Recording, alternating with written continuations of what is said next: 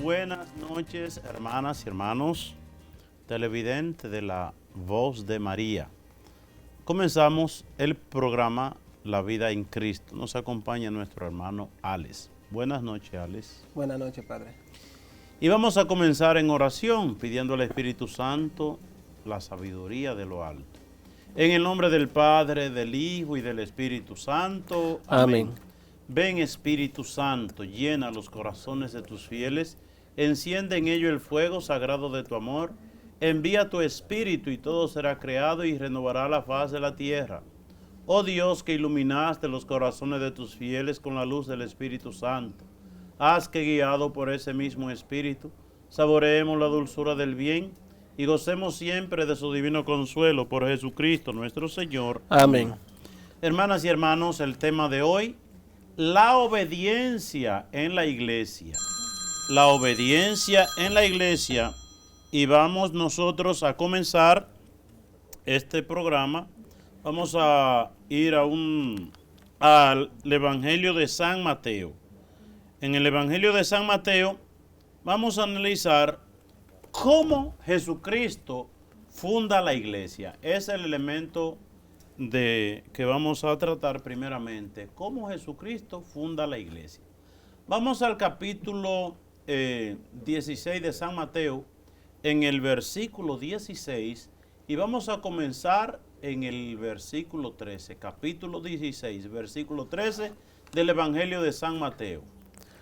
Cuando Jesús llegó a la región de Cesarea de Filipo. Esa es una región, un espacio, ¿verdad?, que se llama Cesarea de Filipo, un espacio muy bonito, muy hermoso, que siempre que uno va de peregrinación a Israel, pues visita ese lugar.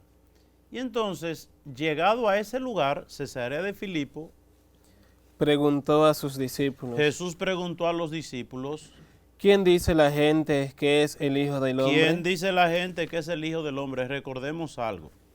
Jesucristo estaba empezando a hacerse famoso. ¿Qué era lo que qué era lo que permitía que la fama de Jesús se extendiera? Bueno, Jesucristo había hecho muchos milagros. Y los milagros, las acciones, las palabras de Jesús, pues hacían que la gente hablara de él. Por ahí se andaba hablando de Jesús a partir de lo que Jesús estaba haciendo. Que prueba de la divinidad de Jesucristo era precisamente eso, lo que Jesús había hecho. Nadie había hecho lo que Jesús estaba haciendo en esos momentos. Imaginémonos nosotros la multiplicación de los panes, que fue uno de los elementos que más hizo pública la figura de Jesús. Es decir, ¿por qué?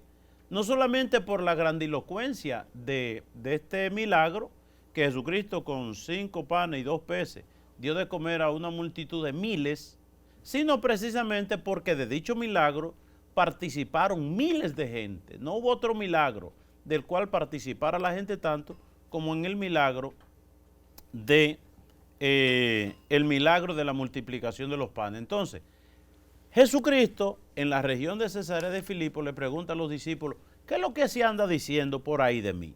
Y se estaba hablando de Jesús, pero miremos. Ellos contestaron.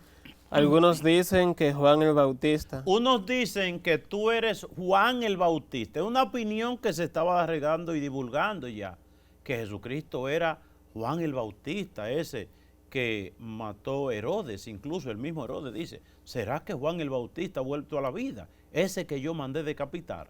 Es decir, hasta el rey, ¿verdad?, pensaba, el emperador, que Jesucristo era Juan el Bautista. Pero eso era una falacia, era un comentario falso.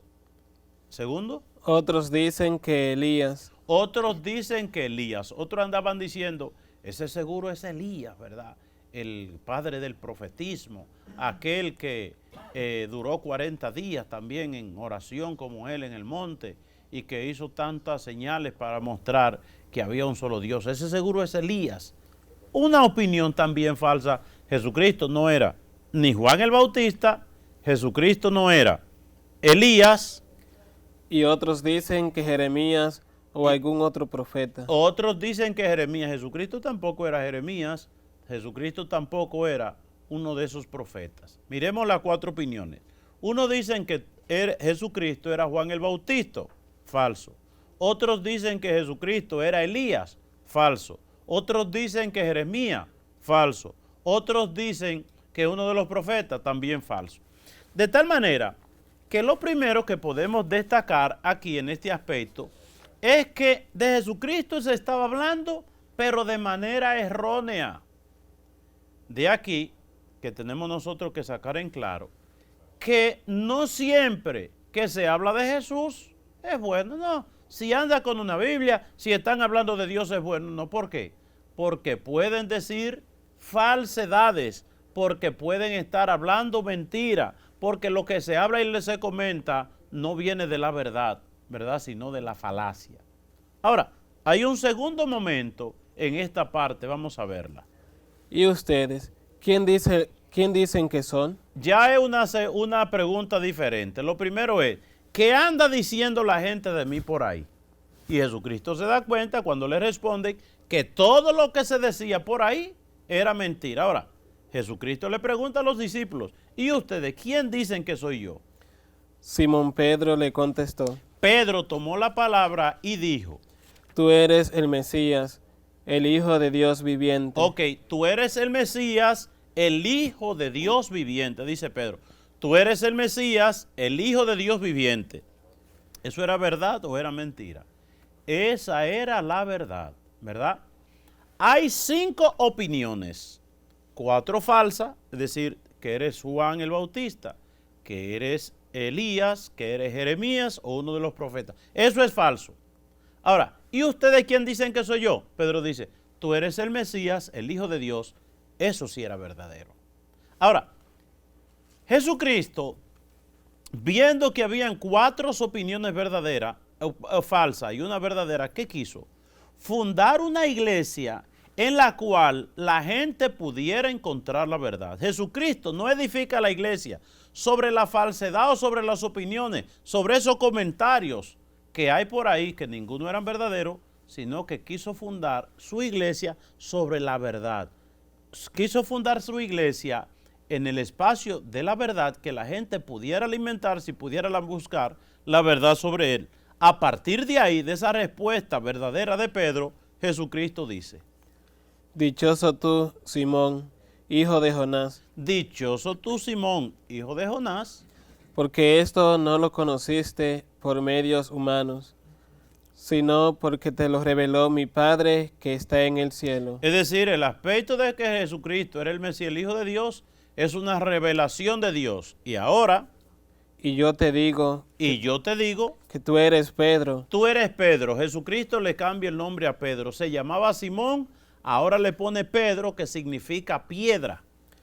Y sobre esta piedra voy a construir mi iglesia. Sobre esta piedra, sobre la verdad que tú pronuncias, voy a construir mi iglesia. Y ni siquiera el poder de la muerte podrá vencerla. El infierno, la muerte, no destruirán la iglesia. Te daré las llaves del reino de los cielos. Te daré las llaves del reino de los cielos, y vamos a poner asunto a lo que vienen, que ese es el elemento fundamental del tema de hoy.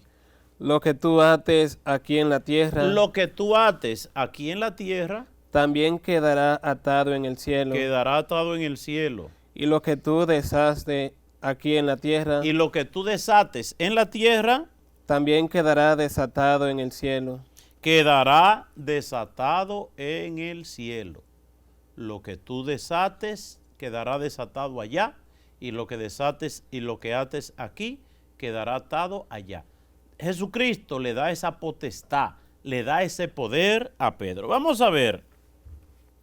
Vamos al Evangelio de Lucas, capítulo 22, versículo 31, para que veamos cómo Jesucristo reafirma, ¿verdad? Reafirma esa elección de Pedro. Vamos a ver cómo Jesucristo reafirma esa elección que hizo a Pedro. Miremos bien la diferencia de Pedro con los demás apóstoles. ¿Qué poder tan especial tenía Pedro sobre los demás? capítulo 22 de San Lucas, versículo 31. Dijo también el Señor: Jesucristo le dijo a Pedro, Simón, Simón, Simón, Simón, es decir, Pedro, mira que Satanás lo ha pedido a ustedes para sacudirlos como si fueran trigo. ok, miren, el diablo ha pedido permiso y lo va a zarandear, lo va a tentar a todos ustedes, y a ustedes los discípulos, los apóstoles, eso que yo elegí, el diablo lo va a tentar, lo va a zarandear, lo va a poner a prueba. Pero yo he rogado por ti. Pero yo he rogado por ti. Mira, el diablo lo va a tentar a todos ustedes, pero yo he rogado por ti, no por los otros, sino por ti. ¿Para qué Jesucristo ora por Pedro?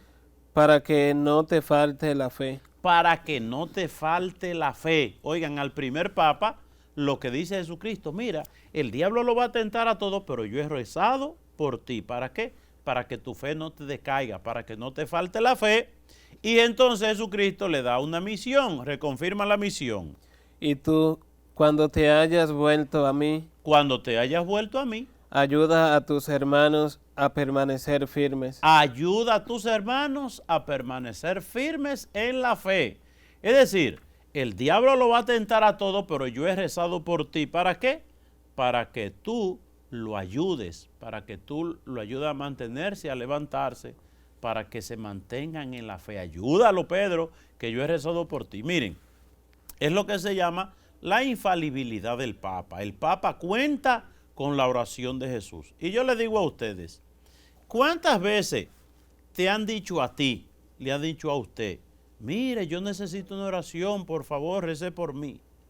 Y usted después dice a esa persona, ay, esa oración sí llegó, esa oración que usted hizo por mí.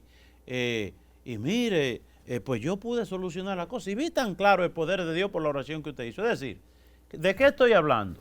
Que si a nosotros nos piden una oración, y muchas veces esa oración que nosotros hacemos por otra persona funciona, ¿cuánto más la oración que Jesucristo hizo al Padre Dios para que socorriera a Pedro en su tarea de sostener en la fe a sus hermanos? Es lo que se llama la infalibilidad del Papa. Es decir, el Papa cuenta con la oración de Jesús para dirigir la iglesia. Pero vamos a ver también otro texto bíblico donde Jesucristo también confirma una vez más esa tarea de Pedro de ser el primero entre los apóstoles, tener una responsabilidad de ayudar a sostener a los discípulos y a toda la grey del pueblo de Dios en la fe. Vamos a ver el capítulo 21 del Evangelio de San Juan en el versículo 15. Terminado el desayuno, Se desayunan primero, recordemos la pesca milagrosa, los discípulos están pescando, se encuentra con Jesús en la playa después que Jesucristo resucitó y Jesucristo le prepara pan y peces y etcétera, etcétera. Y después de eso, oigan qué sucedió. Jesús le preguntó a Simón Pedro: Jesucristo le preguntó a Simón Pedro, Simón, hijo de Juan, ¿me ama más que estos? recordemos 3 veces Pedro había negado a Jesús y ahora 3 veces Jesús le pregunta a Pedro que si lo ama. Pero no solamente vamos a fijarnos en ese aspecto de la pregunta, sino la misión que Jesucristo esa misión que Jesucristo le encarga y le confirma. Pedro le contestó: Pedro le contestó, sí, Señor, tú sabes que te quiero. Jesús le dijo: cuida de mis corderos. cuida de mis corderos. En un primer momento, oigan qué misión le pone Jesús a Pedro. Cuida de mis corderos. ¿Cuáles eran los corderos? Los corderos eran los demás apóstoles.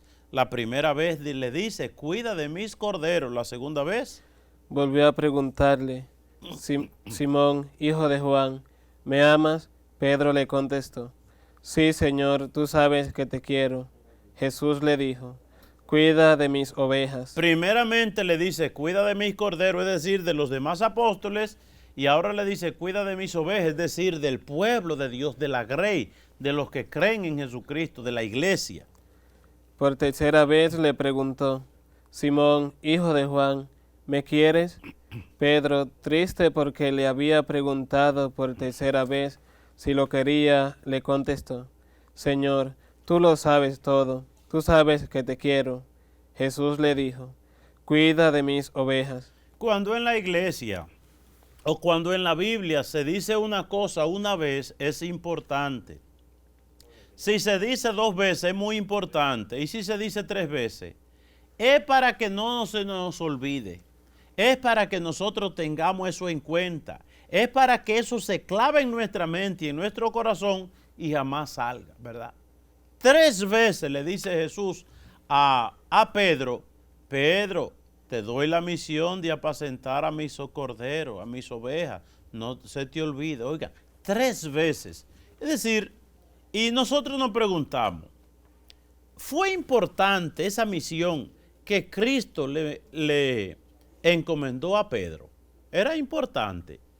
Y más bien la pregunta, ¿tenían conciencia los demás discípulos de que Pedro tenía una misión por encima de ello en el grupo de los apóstoles y en la iglesia? Eso lo vamos a ver y vamos a ver en el libro de los Hechos de los Apóstoles. Vamos a ver, comenzando el libro de los Hechos de los Apóstoles, en el capítulo 1, versículo 15, después de la ascensión. Por aquellos días, Pedro se dirigió a los hermanos reunidos, que eran como 120 personas, y les dijo. Ok, Pedro tomó la palabra y dijo, estamos viendo eso, no lo que dijo Pedro, sino que llegan Pedro, Juan, los demás discípulos, pero quien tiene la voz cantante, quien tiene la autoridad primera, es Pedro sobre los demás discípulos. Y vamos a ver incluso cómo los discípulos, cómo la gente, los cristianos, tenían conciencia de la autoridad de los apóstoles y de Pedro. Vamos a ver en Hechos 2:42 cómo la gente se alimentaba de las enseñanzas de esos discípulos a los cuales Jesucristo había adiestrado y le había enseñado para que dirigieran la grey, para que dirigieran el pueblo de Dios. Hechos 2:42.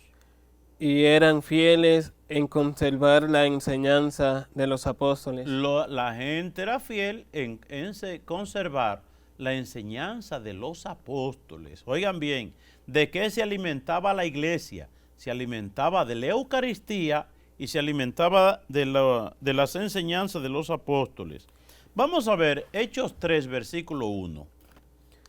Un día Pedro y Juan fueron al templo para la oración. Un día Pedro y Juan fueron al templo para la oración. Vean que hasta los discípulos iban a la iglesia, iban al templo, y a mí me sorprende, no, yo no tengo que ir a la iglesia, para salvarse no hay que ir a la iglesia.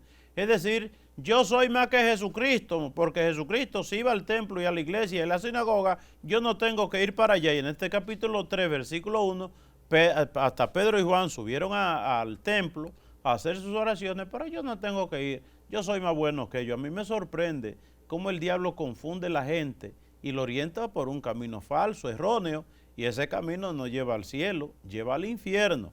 ¿Y qué sucedió cuando Pedro y Juan subieron al templo? Allí en el templo estaba un hombre paralítico de nacimiento. Había un hombre paralítico de nacimiento, al cual llevaban todos los días y lo ponían junto a la puerta llamada La Hermosa, para que pidiera limosna a los que entraban.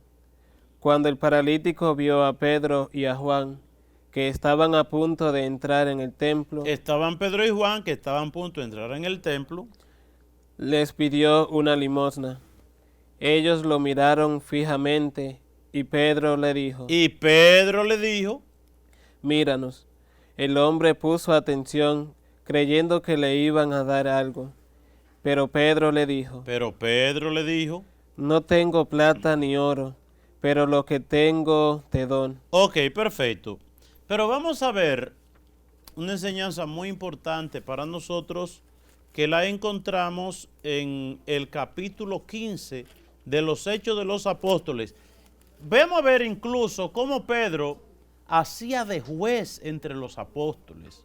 Cómo Pedro era como la voz última que ponía orden cuando el orden parecía desaparecer en la vida de la primera comunidad cristiana. Como Pedro es la referencia para ello. Como Pedro es como el punto al cual ellos acuden cuando las cosas se ponen difíciles. Capítulo 15, versículo 1 de los Hechos de los Apóstoles. Por aquel tiempo, algunos que habían ido de Judea a Antioquía comenzaron a enseñar a los hermanos que no podían salvarse si no se sometían al rito de la circuncisión, conforme a la práctica establecida por Moisés. Pablo y Bernabé tuvieron una fuerte discusión con ellos.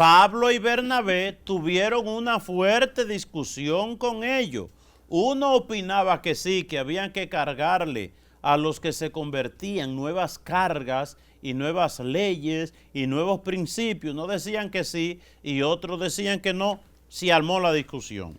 Y por fin Pablo, Bernabé y algunos otros fueron nombrados para ir a Jerusalén a tratar este asunto con los apóstoles. Con los apóstoles, estaba el colegio de los apóstoles, con Pedro a la cabeza en Jerusalén. Y ancianos de la iglesia de aquella ciudad. Enviados pues por los de la iglesia de Antioquía, al pasar por las regiones de Fenicia y Samaria, contaron cómo los no judíos habían dejado sus antiguas creencias para seguir a Dios. Y todos los hermanos se alegraron mucho con estas noticias.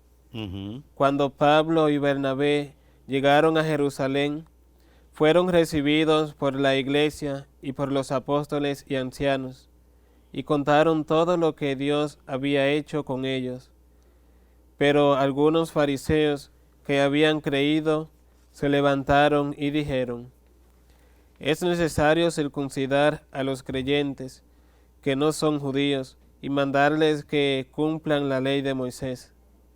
Se reunieron entonces los apóstoles y los ancianos para estudiar este asunto. Después de mucho discutir, Pedro se levantó y les dijo. Después de mucho discutir, es decir, vamos a ver, Pablo y Bernabé están evangelizando por Antioquía, por Siria, por Capadocia, por allá, ¿verdad? ¿Y qué pasó?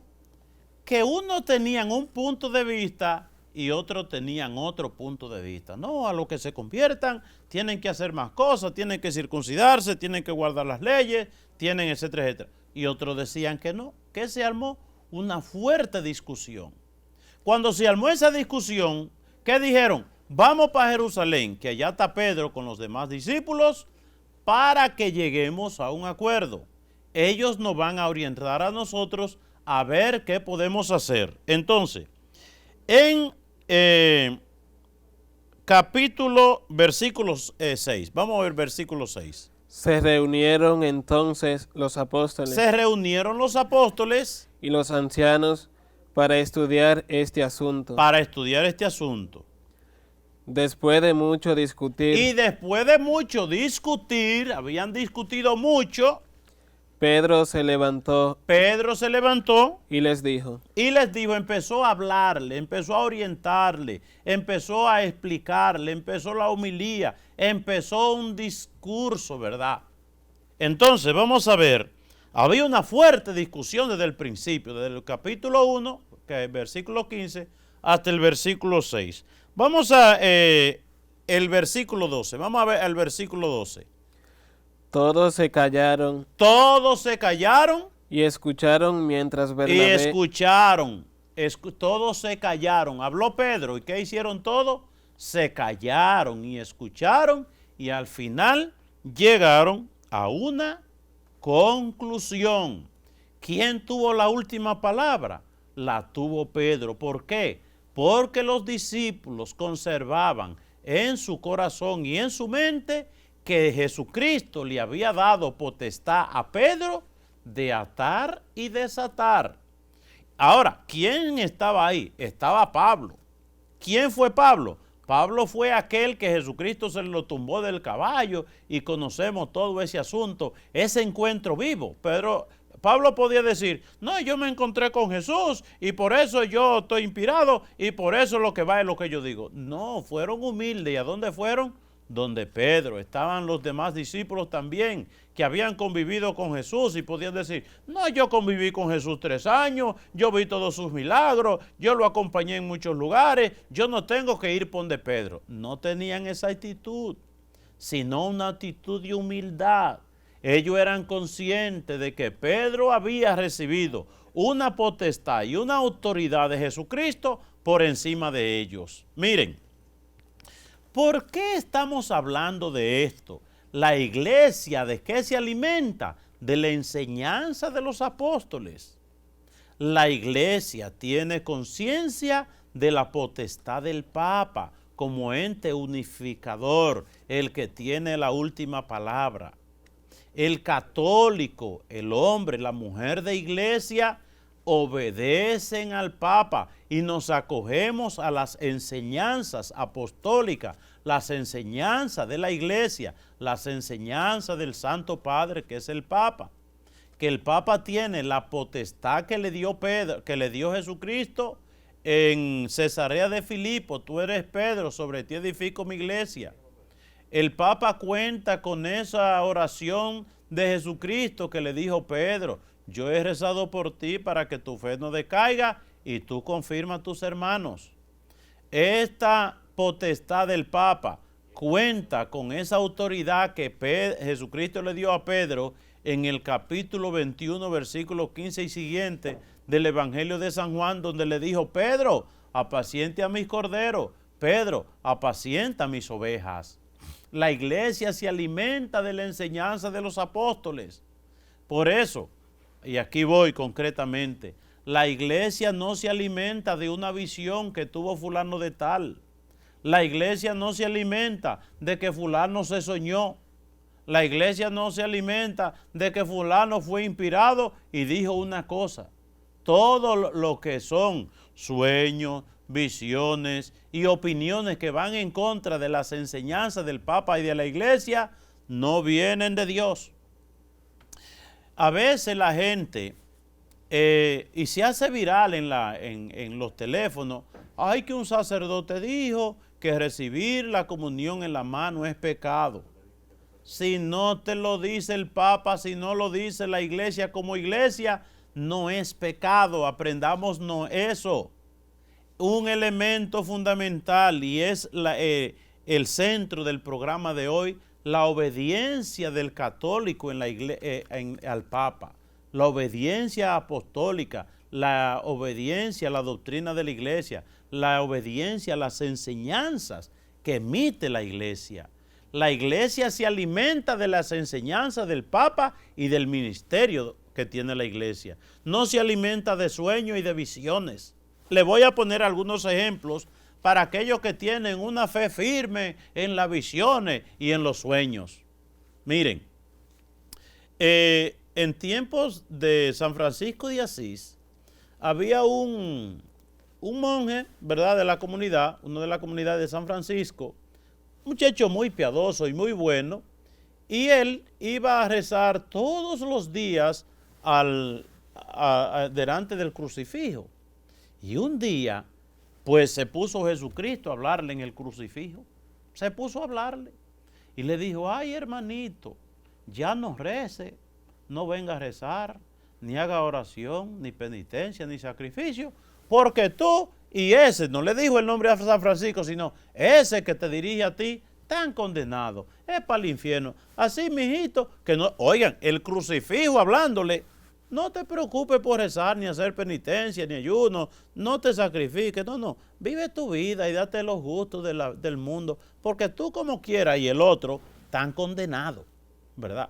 Y entonces un día, San Francisco le vino esta inspiración del Espíritu Santo, estando en oración, le habló Jesucristo y le dijo, mira, el diablo le está hablando al hermanito fulano de tal a través del crucifijo y lo está desalentando en la fe y le está diciendo esto y esto y esto. San Francisco, preocupado, se fue a hablar con el hermano y le dijo, hermano, mira, tú estás yendo a rezar a la iglesia y en el crucifijo el diablo se está haciendo pasar por Jesucristo y te está diciendo que nosotros no vamos a condenar, que no rece, que viva una vida ligera, y de que no te le ponga asunto, que es el diablo que te está hablando. Y entonces él tomó conciencia y reaccionó y se dio cuenta que era el diablo. Es decir, dice la palabra de Dios que el diablo se reviste de ángel de luz. Un día, otro ejemplo, para que ustedes vean la astucia y la sabiduría del diablo. Una de las cosas que el diablo inspira en la iglesia, que quiere inspirar, vistiéndose de ángel de luz, es la desobediencia. El diablo inspira la desobediencia. Un día, a San Juan Bosco, estando él, ustedes saben que en los conventos, en los seminarios, hay una hora de comer, una de estudiar, la hora de hacer ejercicio, la hora de trabajar, la hora de limpiar. Es decir, cada hora tiene sus asignaciones. Y en obediencia hay que caminar por ahí porque usted no puede andar haciendo otra cosa, desafinando, ¿verdad? Y entonces, un día que llega la hora del estudio, a San Juan Bosco le entra como una inspiración de rezar frente al sagrario. Y entonces, en lugar, una inspiración tan fuerte, que él, en lugar de irse a estudiar, que era lo que correspondía en obediencia, pues se fue a orar. Al día siguiente, a la hora de estudiar, otra vez le viene esa inspiración santa y buena de irse al sagrario a orar, y se fue a orar. El tercer día le viene la misma inspiración, pero se pone a dudar y dice, ¿y por qué cada vez que yo me toca irme a estudiar, me viene ese deseo de rezar? Y se fue donde su director espiritual. Siempre es bueno tener un director espiritual. Juan Bosco lo tenía. Y le dice, mire padre, pues yo resulta que hace un par de días para acá, cada vez que yo me toca la hora de estudiar, pues me entra un deseo de rezar y me voy para la iglesia. Dice, hermano, el diablo te está inspirando para que desobedezca, para que en lugar de que en obediencia te vaya a estudiar, te vaya a rezar. Así de ahora en adelante, usted por más inspiración que tenga de rezar, usted hace lo que tiene que hacer en obediencia. Váyase a estudiar. Y él entonces se fue a estudiar en lugar de rezar. Oigan qué cosa inspira el demonio. Inspira la desobediencia incluso en cosas buenas. Hay que decir también que muchos santos, entre ellos Santa Teresa y muchos otros, pues hablaban con Jesús y con María, como usted habla con otra persona. Eran gente tan santa, eran gente tan pura, que venía Jesús y venía María. Y entraban ellos en conversación de santidad. Pero cuando el superior o la superiora llamaba, Jesucristo y la Virgen le decía, vaya y obedezca a su superior. Podían ellos decir, bueno, como yo estoy hablando con Jesucristo, y le después dice a Jesucristo, yo soy más importante que tu director, o más importante que tu superior, obedéceme a mí que yo soy Dios. No. Jesucristo y la Virgen siempre han motivado en la iglesia a la obediencia a nuestros superiores. La obediencia a nuestros superiores. Y yo recuerdo que una vez en Cebicos teníamos, en San Francisco de Macorís, creo, sí, en San Francisco, teníamos en la parroquia San Pablo Apóstol un encuentro mariano. Bueno, y como los colores propios de la Virgen son blanco y azul, pues se le dijo a las mujeres, miren, para el encuentro vengan vestidas de blanco y de azul. Y todo el mundo va vestido de blanco y azul, y si aparece una señora de rojito de arriba abajo, están los zapatos rojos y el vestido rojo y todo ese mundo de cosas, ¿verdad? Y resulta que le pregunto yo a la señora, pero señora, los colores eran blanco y azul, ¿qué pasó? No, anoche se me apareció la Virgen María y me dijo que ni me vistiera de blanco ni de azul, sino que viniera vestida de rojo.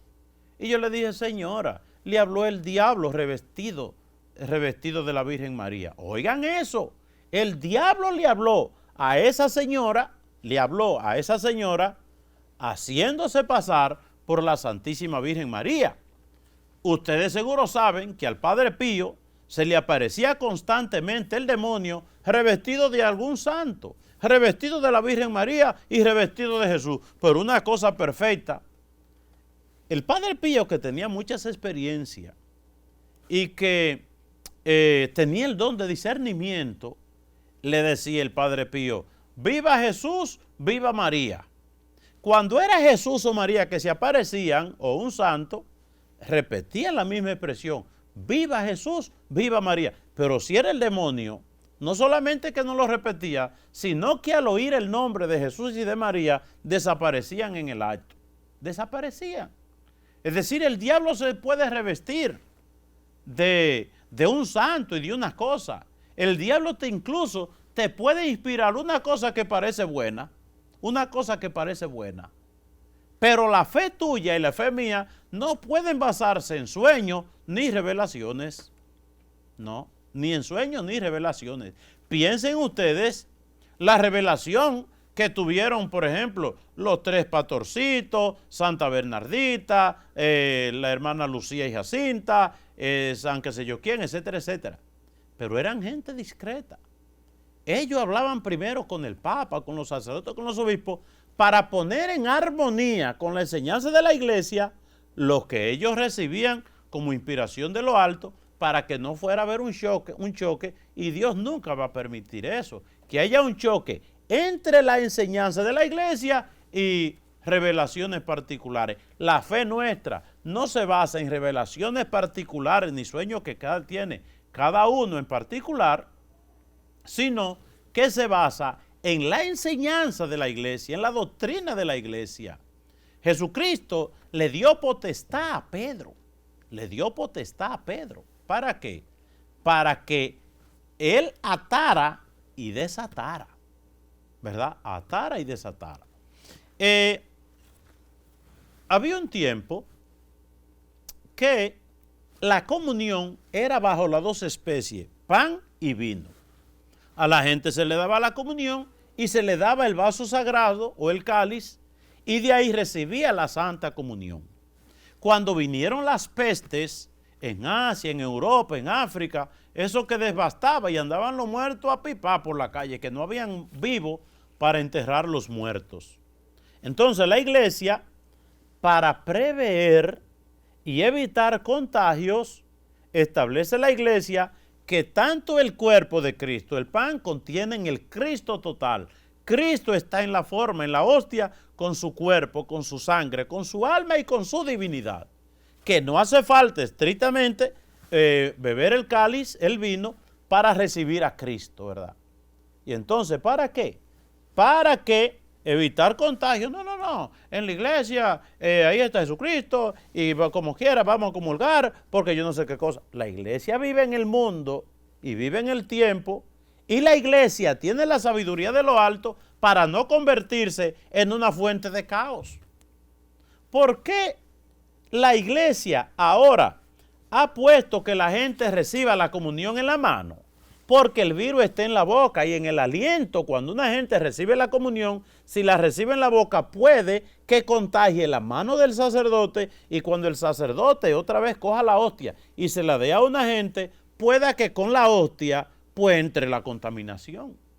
Y la iglesia, que no es bruta, porque es madre y maestra y tiene muchísimos años, es una madre vieja con experiencia y cuenta con la sabiduría de lo alto, pues la iglesia pone que uno reciba la comunión en la mano.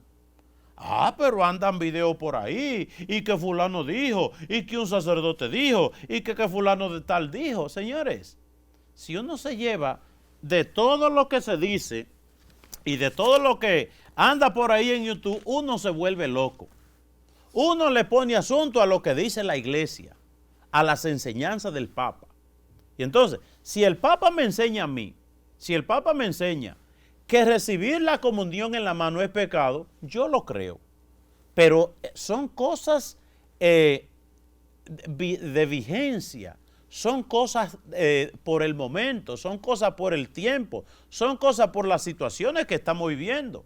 Y somos gente de carne y hueso que aunque seamos cristianos y tengamos esa dimensión religiosa y espiritual, no puede la iglesia caer en una actitud atemporal, ¿verdad? En una actitud de provocar un caos. Miremos nosotros que aún con todo lo que está sucediendo, la iglesia no es fuente de contaminación. ¿Por qué? Porque la iglesia guarda el protocolo. Y recordemos lo que dice Pedro: todo orden que se establece en el mundo para gobernar los pueblos, aunque estoy parafraseando lo que dice la expresión, dice, es querido y avalado por el querer de Dios. Es decir, Dios quiere el orden en la sociedad, en la humanidad. No, Dios quiere que haya un desorden, que cada quien haga lo que quiera, que cada quien se lleve de sueños, que cada quien se lleve de ilusiones, que cada quien se lleve. No. Es decir, miremos una cosa que me llamaba la atención a propósito de un video que un sacerdote pues vio una cosa y rompió en lágrimas y dijo una expresión. Y eso anda por ahí volando y la gente creyendo toda esa cosa. Dice el sacerdote, más vale no comulgar que recibir la comunión en la mano. Oigan, ¿a qué está llamado este sacerdote? A que la gente no reciba la comunión. Y si la gente no recibe la comunión, ¿quién es el más favorecido y el que más se alegra por ello? El mismo demonio. El demonio no quiere que usted reciba la comunión. Y entonces se vale de cosas muy buenas, ¿verdad? Y eso anda por ahí, el sacerdote rompe en llanto, claro. Un sacerdote llorando es fuente de que mucha gente crea y que mucha gente se hasta llore también y siga por ahí y deje de recibir la comunión. Por eso, hermanas y hermanos, tenemos nosotros que tener en cuenta, nuestra fe nos lleva no a guiarnos por sueños particulares, visiones particulares, porque el diablo es astuto y sabe cómo hacerlo, sabe cómo hacer sueños, provocar sueños e inspirar cosas para que la gente incluso deje creer en Dios. El Espíritu Santo nunca va a motivar cosas que lleve a la desobediencia en la iglesia. Miremos nosotros la actitud de San Francisco y la actitud de Martín Lutero. ¿Cuándo la iglesia era más santa? ¿Cuando Martín Lutero, cuando San Francisco de Asís? No había mucha diferencia. Pero ¿qué hizo Martín Lutero? Dividió la iglesia. La dividió y se puso una actitud revolucionaria y de guerra y cuánta cosa y de división. Y fue muy triste el final de Martín Lutero. Al final triunfó el demonio dividiendo. La palabra diablo significa el que divide, y toda cosa que divide en la iglesia no viene de Dios. Cuando San Francisco de Asís eran situaciones muy difíciles dentro de la iglesia. Ahí había entrado el amor al dinero, al poder. Muchas de las cosas del tiempo de San Francisco subsisten hoy en la iglesia. Pero ¿qué hizo San Francisco? Una actitud de obediencia, de oración y de silencio. Nunca San Francisco anduvo en la calle diciéndole a la gente que desobedecieran a la iglesia. No, por el contrario. Motivaba la unidad y motivaba a la obediencia y a la unidad dentro de la iglesia. La unidad dentro de la iglesia. Es decir, hoy todo el mundo tiene un teléfono y todo el mundo tiene como potestad de opinar, de decir, y todos esos mensajes que traen divisiones a la iglesia, pues la gente los riega para adelante. Recordemos una cosa. Uno de los valores más grandes que hay dentro de la iglesia y que ha llevado a la iglesia a subsistir por mucho tiempo es la obediencia, la santa obediencia. ¿Qué me impresiona? Creo que San Felipe Neri dice una expresión. Dice, cuando nosotros hacemos sacrificio y penitencia en la iglesia, dice, podemos hacer todos los sacrificios, ponernos silicio, darnos golpes, ayunar hasta morir, etcétera, etcétera. ¿Eso tiene valor? Claro que sí. Pero tiene más valor una actitud, una penitencia pequeña, si es en obediencia a la iglesia. Si es en obediencia a la iglesia. Oigan bien. Vale más un sacrificio pequeño en obediencia a la iglesia y no grande sacrificio escogido por mí, escogido por lo que a mí me gusta, lo que a mí me parece.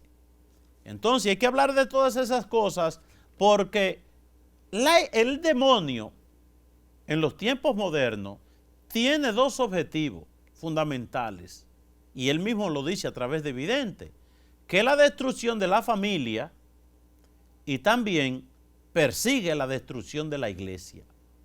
Jesucristo le prometió a Pedro que los poderes del infierno, el diablo no podrá destruir la iglesia, aunque el demonio sí tiene su trabajo en contra de la iglesia, tiene eficiencia. Y va de alguna manera como mermando, ¿verdad? Y va sacando mucha gente de la iglesia. Y si no estamos firmes en la doctrina de la iglesia, en la unidad de criterio, eso es muy peligroso. Vemos nosotros cómo en los tiempos actuales incluso hay mucha gente, yo soy católico, pero yo estoy de acuerdo con el aborto. Yo soy católico, pero yo estoy de acuerdo con la eutanasia.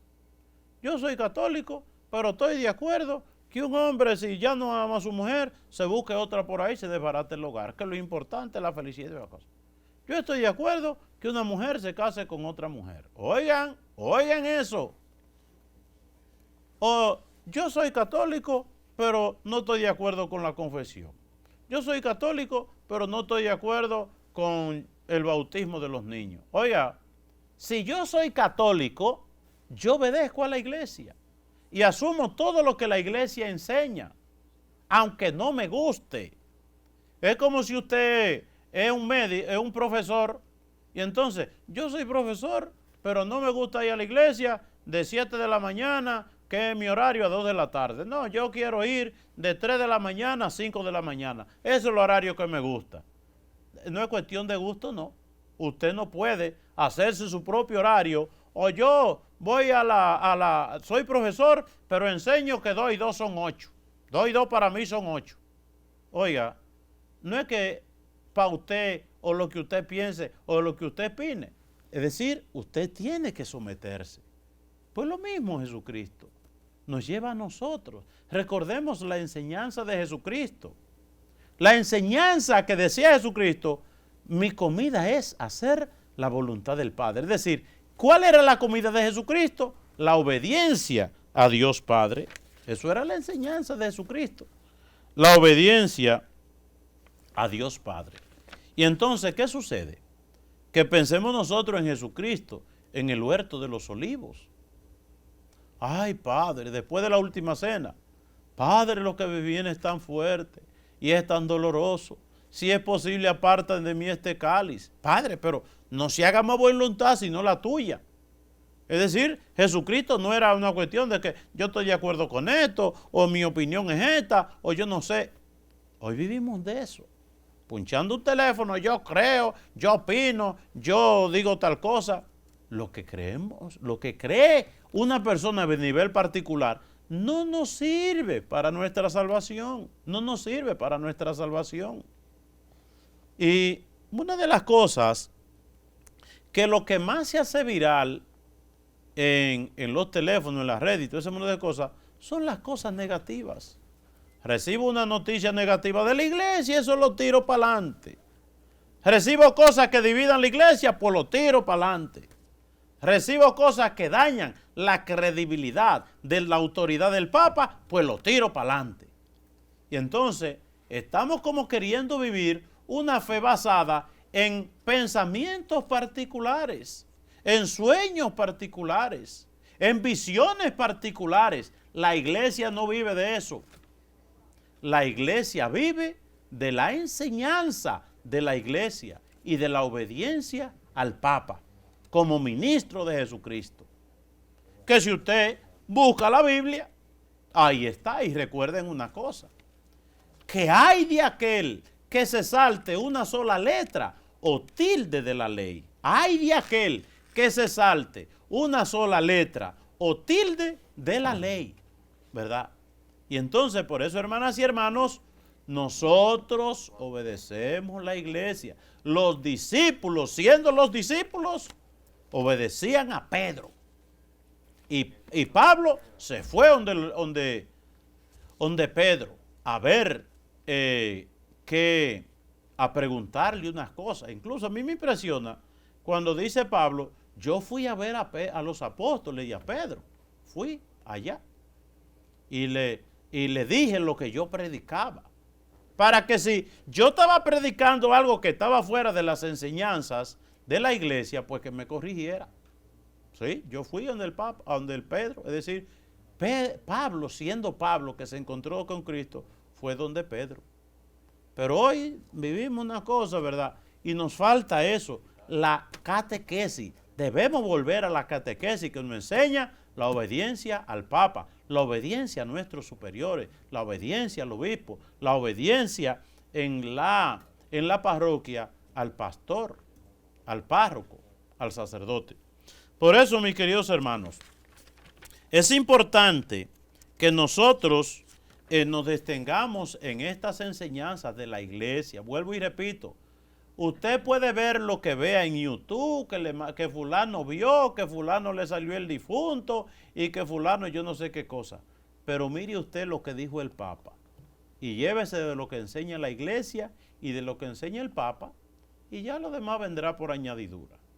El diablo es astuto y puede estar sembrando cosas muy peligrosas a través de las redes, de los teléfonos, del internet, de una visión particular de un fulano de tal. Y eso, ¿qué trae eso? La desobediencia y de ahí la división, y eso es lo que el diablo quiere, la división, el rompimiento de la unidad de la iglesia. Recordemos lo que dijo Jesucristo, que todos sean uno, que todos sean uno. Bien, finalizando el programa La Vida en Cristo, recordemos que estamos en Cuaresma. Cuaresma es tiempo de sacrificio, de penitencia. Recordemos el pueblo de Nínive, pecador como ellos solo, atrajo la mirada de Dios y le dijo, miren, tienen 40 días para arrepentirse. Si no se arrepienten en esa Cuaresma que le estoy dando, ustedes serán arrasados. ¿Qué hizo el pueblo de Nínive?